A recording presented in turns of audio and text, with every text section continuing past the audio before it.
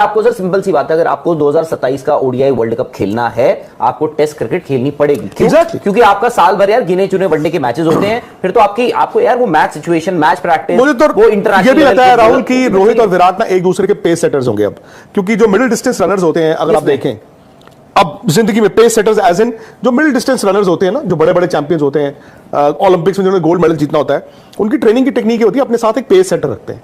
ठीक है, वो पेस सेटर हो सकता है जीतने के लिए ट्रेन नहीं कर रहा, वो आपके लिए भाग रहा है। सो वो पेस सेटर का काम होता है, वो क्या पेस आपके लिए सेट कर रहा है, फिर आपने एक्सेलरेट वर्ल्ड कप में किया होता था। मेरा ये मानना है कि अब कितनी क्रिकेट रोहित ने खेलनी है, कितनी क्रिकेट विराट ने खेलनी है, ये एक दूसरे के पेस सेटर्स हो सकते हैं। Because Virat was by far the tallest figure in world cricket, India छोड़ो वर्ल्ड क्रिकेट। बट आज की तारीख में रोहित शर्मा ने जो टेस्ट क्रिकेट में किया है पिछले 5-6 साल में, रोहित शर्मा ने जो कप्तानी में वर्ल्ड कप इंडिया को जिताया है, आई थिंक रोहित का भी जो है ना रुतबा बड़ा ही है। वो हो सकता है मतलब दोनों का बराबर ना हो, बट रोहित बहुत नीचे नहीं है। अब यहां से तू कितना और मैं कितना, वो एक दूसरे को देख के चलता है। शायद ये चीज आपने देखी होगी तेंदुलकर द्रविड़ लक्ष्मण में, द्रविड़ लक्ष्मण एक साथ चले गए, हालांकि लक्ष्मण जाना नहीं चाहते थे। और जब लक्ष्मण ने जिस दिन अनाउंस किया है, हालांकि वो इतनी जल्दी नहीं सोच रहे थे, उसके 12 महीने बाद सचिन भी चले गए। सो पेस सेटर का यह मतलब होता है। बट इसमें अब दूसरी भी चीज है, मोटिवेटेड मैं हमेशा कहता हूं रहना। जैसे मैं उस दिन देख रहा था कि लोग बड़ा इतराज कर सकते हैं कि यार हर चीज में नुक्ताचीनी, और मैं मतलब देख रहा था कि विराट जब कैंप में आए हैं, चेन्नई जब पहुंचे हैं, तो वो कौन सी फ्लाइट से आए हैं?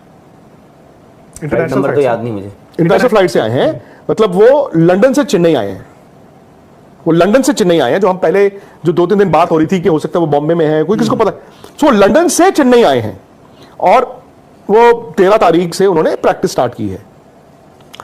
जो विराट को जानते हैं बहुत अच्छी तरह से, थोड़ा सा हैरान तो होंगे, because if the families move to London, तो जब ब्रेक आया 10 दिन का, 12 दिन का, 15 दिन का, क्या वो इंडिया में क्रिकेट खेलते रहेंगे या वो फिर फैमिली के पास, यंग फैमिली है ना। फॉर एग्जांपल आपके टेस्ट मैचेस खत्म हुए, बांग्लादेश के 3 T20 मैच हैं अगेंस्ट बांग्लादेश, फिर न्यूजीलैंड का टेस्ट मैच है उस दौरान। तो ये जो मैं कह रहा हूं, ये नहीं कि वो क्रिकेट को निग्लेक्ट कर रहे हैं, बट कभी कभी क्या होता है ना लाइफ में, वो कहते हैं ना sport is the most important thing in life, but when it comes to life sports बहुत नीचे चला जाता है।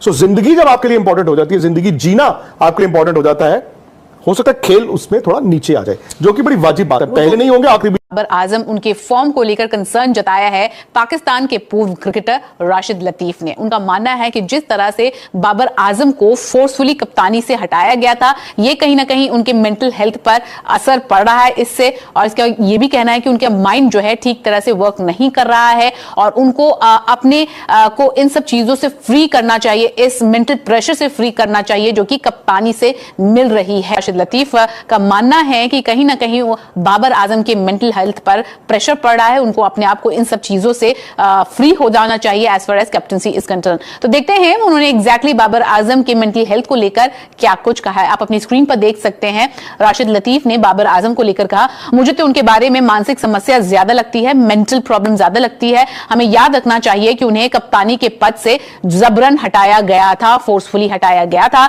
जब दिमाग सही तरीके से काम नहीं करता तो इसका असर आपकी नसों पर भी पड़ता है, आपके नर्व्स पर पड़ता है। आप हर एक गेंद पर कड़ी मेहनत करने की कोशिश करते हैं।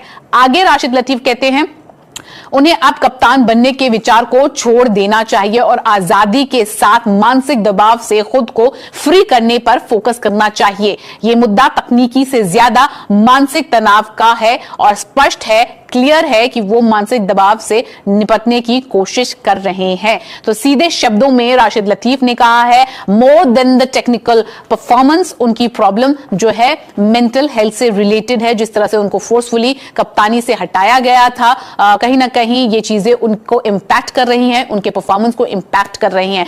I hope you enjoyed the video. और आप जो है वो राशिद लतीफ़ की बात से कितना जो है वो मुत्तफिक है। मेरे ख्याल से तो राशिद लतीफ़ ने जो है वो बिल्कुल ठीक बात की है कि बाबर आजम को सिर्फ अपना फोकस जो है वो बैटिंग पर रखना चाहिए, और अगर वो अपना तमाम तवानाइयाँ जो है वो अपनी बैटिंग पर सर्फ करते हैं तो वो पाकिस्तान के लिए जो है वो बहुत बेहतर साबित होगा, और उनके अपने कैरियर के लिए जो है वो बहुत बेहतर साबित होगा, क्योंकि बाबर आजम जो है वो कप्तानी के चक्कर में अपनी बैटिंग को भी जो है वो ख़राब करते जा रहे हैं, और कप्तानी का जो एडेड ऑन प्रेशर होता है उससे जो है वो बाबर आजम निकल नहीं पा रहे, जो कि उनकी परफॉर्मेंस पर भी जो है वो असर अंदाज हो रहा है, और उसका नुकसान बाबर आजम के साथ साथ जो है वो पाकिस्तान क्रिकेट टीम को भी उठाना पड़ रहा है। और यही वजह के जो है वो मुख्तलिफ लोग बाबर आजम के बारे में ये कहते हुए दिखाई दे रहे हैं कि बाबर आजम को पाकिस्तान की टीम से जो है वो वक्ती तौर पर रेस्ट देनी चाहिए। और इसके अलावा जो है वो विराट कोहली और रोहित शर्मा की जो है वो बात से आप कितना मुतफिक हैं कि वो विक्रांत गुप्ता ने जो कहा कि वो एक दूसरे के लिए जो है वो पेस सेटर हैं, दोनों जो है वो उतनी देर तक खेलेंगे जब तक दोनों जो है वो साथ खेलते रहेंगे। तो आप इस बात से कितना मुत्तफिक हैं, आप वो मुझे बता सकते हैं। नेक्स्ट वीडियो तक अल्लाह हाफिज़।